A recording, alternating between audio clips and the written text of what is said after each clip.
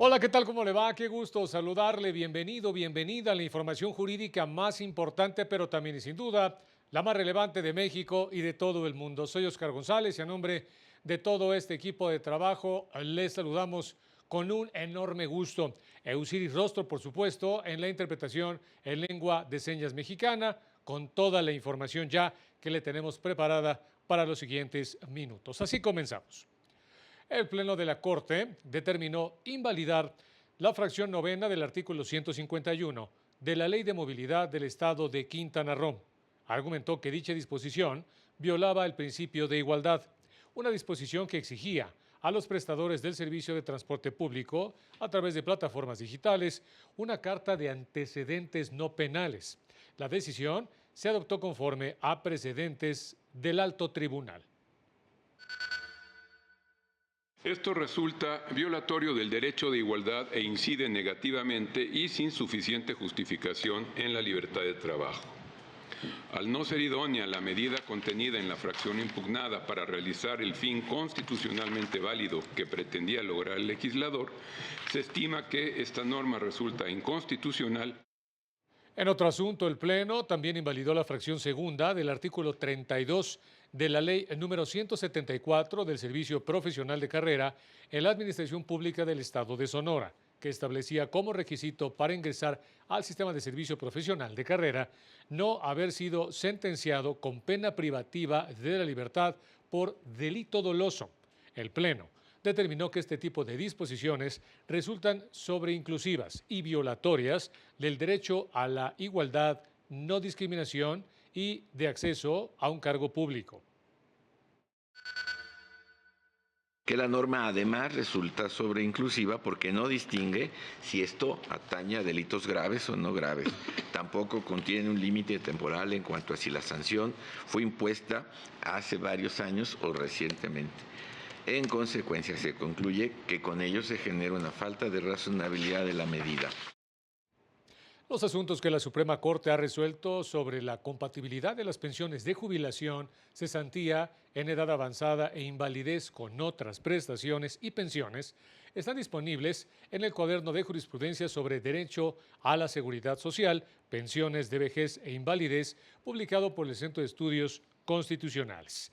Ahonda también en la negativa de reconocimiento de las pensiones, los requisitos para acceder a estas, los derechos y obligaciones de los pensionados, entre otras consideraciones. Puede consultarlo de manera gratuita en el sitio web del Centro de Estudios Constitucionales, así como también en la red de bibliotecas de la Suprema Corte en todo el país.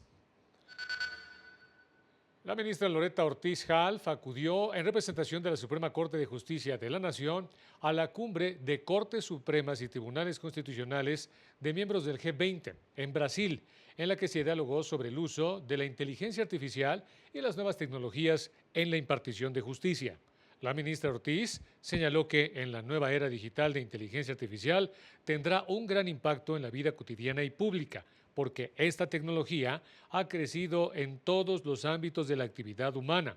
Afirmó que si bien representa un desafío para la función judicial, puede también ayudar a reducir la carga de trabajo de los magistrados y funcionarios judiciales y con ello agilizar la impartición de la justicia. Juezas y jueces deben admitir que no son expertos en todas las materias y por ello deben recurrir a científicos y especialistas para la resolución de casos que así lo ameriten. Así lo indicó el ministro en retiro José Ramón Cosío Díaz en la segunda sesión del Seminario Permanente de Derecho y Ciencia. Lamentó que en ocasiones los jueces tomen decisiones relevantes basados en fuentes que no cuentan con un rigor científico. Indicó que incluso los ministros de la Corte deben recurrir al conocimiento científico. De ahí la importancia de la Unidad General de Conocimiento Científico y Derechos Humanos de la Suprema Corte. El nivel de conciencia que tiene que tener un juez y sobre todo los ministros de la Suprema Corte sobre ciencia tiene que ser altísimo, porque los efectos de su decisión no quiere decir que se sustituya al legislador en el ámbito de la decisión, pero sí se acerca mucho. Esto es brutal. El Instituto Federal de Defensoría Pública informó que representa a 3.905 personas que llevan más de 2 años en prisión preventiva, es decir, sin una sentencia definitiva. De estas, 692 llevan de 2 a 5 años con esta medida cautelar, 1.169 personas entre 5 y 9 años en prisión y 2.049 tienen más de 10 años. Señaló que la prisión preventiva oficiosa vulnera el derecho a la libertad personal y el de ser considerado inocente hasta que se demuestre o se pruebe lo contrario. La Corte Interamericana de Derechos Humanos estableció que esta medida debe ser aplicada de manera excepcional, por lo que las autoridades deben justificarla y acreditarla de manera sólida. En otra información, el juez de distrito en materia mercantil federal con residencia en Torreón, Coahuila, Israel Trinidad Muriel, al resolver un juicio ordinario mercantil, consideró procedente la acción intentada por una persona de sexo femenino con el fin de que el administrador único de la empresa demandada convoque a una asamblea general de accionistas. Esto con el fin de que rinda cuentas por el periodo comprendido del año 2014 al 2021 y en su caso se paguen las utilidades respectivas que le corresponden como propietaria del 20% del capital social de la empresa.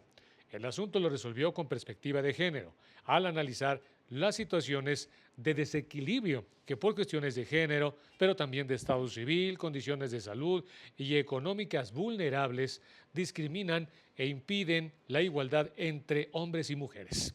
Determinó que la accionante se encuentra en situación de desequilibrio debido a que su excónyuge es administrador único de la empresa demandada y es titular del 80% de las acciones. Además, le fue negado el acceso a las instalaciones y cuentas de la persona moral demandada. En el marco del bicentenario de la Suprema Corte, el canal del Poder Judicial de la Federación presentará una serie que narra el papel que ha desempeñado el Tribunal Constitucional en distintas etapas de la historia del país. Justicia TV, canal del Poder Judicial de la Federación, celebra los 200 años de la Suprema Corte de Justicia de la Nación con la serie documental Historia Mínima de la Suprema Corte de Justicia de la Nación, basada en el libro homónimo del historiador Pablo Mijangos y González. La relación de la Corte con el mundo que la rodea, es decir, con el sistema político, con la economía, con la cultura, con la sociedad. Ver de qué manera los grandes cambios históricos han influido en el trabajo de la Corte, pero también ver cómo las decisiones de la Corte han dado forma a la historia de México. Ese es, digamos, el corazón de este proyecto. La supremacía del legislativo se vio reflejada también en la facultad otorgada al Congreso para interpretar la nueva Constitución. Allí donde pudiera existir alguna duda respecto a la elección de los 11 ministros de la Suprema Corte, estos serían nombrados por las legislaturas estatales. El primer episodio, Los Comienzos, 1821-1855, relata las dificultades que enfrentó la entonces Corte Suprema de la República ante las imposiciones del legislativo y el constante desdén hacia los juzgadores, una tendencia que continúa 200 años después. Nos hemos acostumbrado a ver los asuntos que llegan a la Corte como si fuera el Chivas Necaxa, ¿no? Como si fuera básicamente una competencia en la que pues lo importante es que gane el equipo al que le voy, ¿no? En la que el árbitro por definición está vendido, ¿no? Y eso me parece que ha empobrecido dramáticamente el diálogo público sobre estos temas. Es un recorrido por la evolución de la Suprema Corte, sus principales personajes y su influencia en el desarrollo político, económico y social de nuestro país. Yo espero que después de que vean esta serie, pues tengan, les nazca el estímulo de conseguir el libro, de leerlo y sobre todo de informarse más sobre la Corte, sobre su historia, sobre sus decisiones. Para mí eso sería pues el gran logro de esta serie. No se pierda Historia Mínima de la Suprema Corte de Justicia de la Nación a partir de este miércoles 22 de mayo. Para el canal del Poder Judicial de la Federación, Jesús Daza. Tiempo de irnos a unos mensajes. Recuerde que continuamos en la fase 1 de contingencia ambiental atmosférica por ozono este 16 de mayo. Volvemos.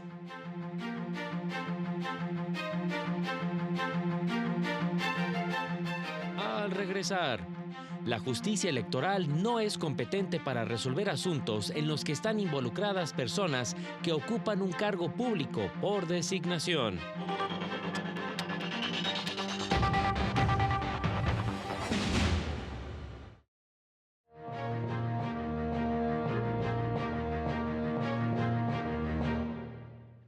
Efectivamente, estamos de regreso. Vámonos ahora a las instalaciones de la Sala Superior del Tribunal Electoral, donde se llevó a cabo la ceremonia de investidura del doctorado honoris causa que le otorgó la Escuela Judicial Electoral al expresidente de dicho tribunal, Alejandro Luna Ramos. Juan Carlos González, tienes el reporte. Adelante, muy buenas tardes.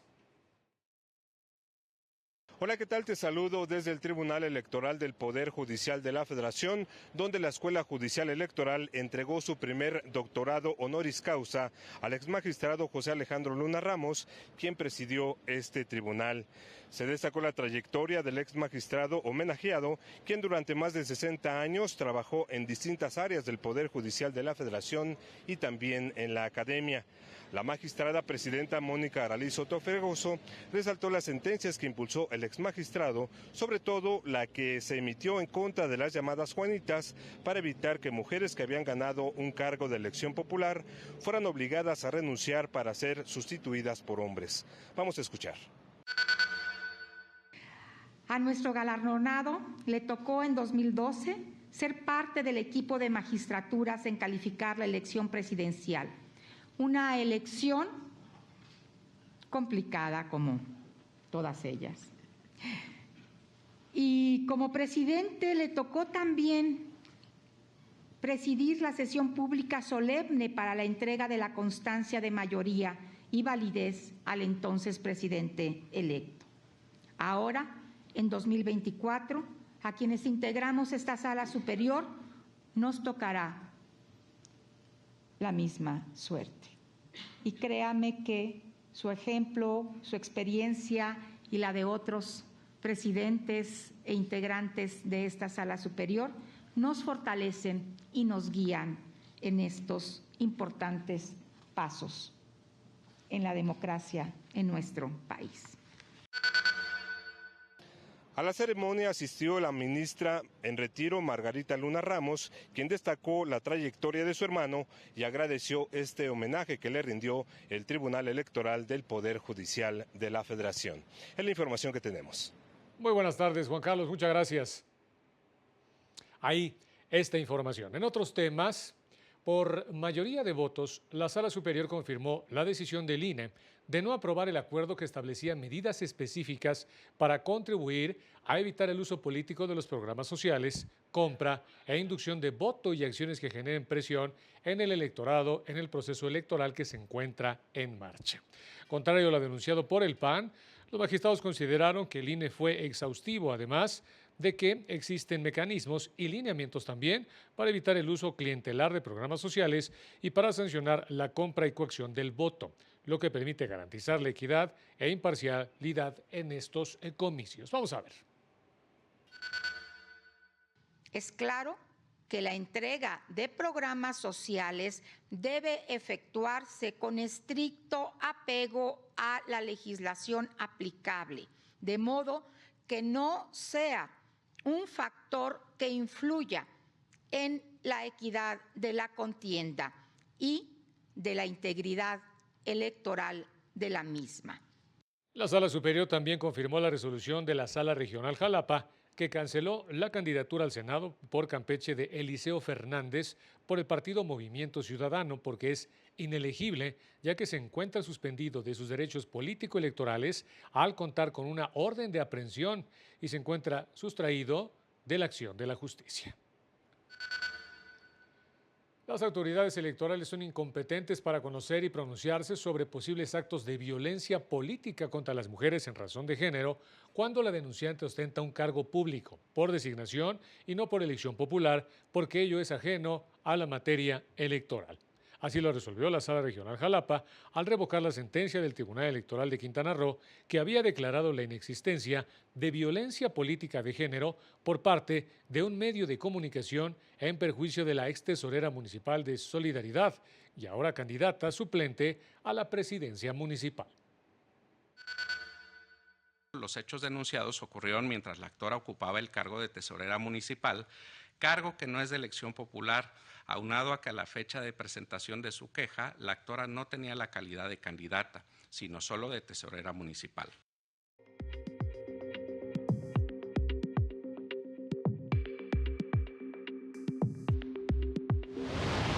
El Poder Judicial de Sinaloa cambió de sede a juzgadores que conforman los tribunales familiares del Estado como medida de amonestación luego de las quejas por presuntas irregularidades presentadas por la Federación de Abogados.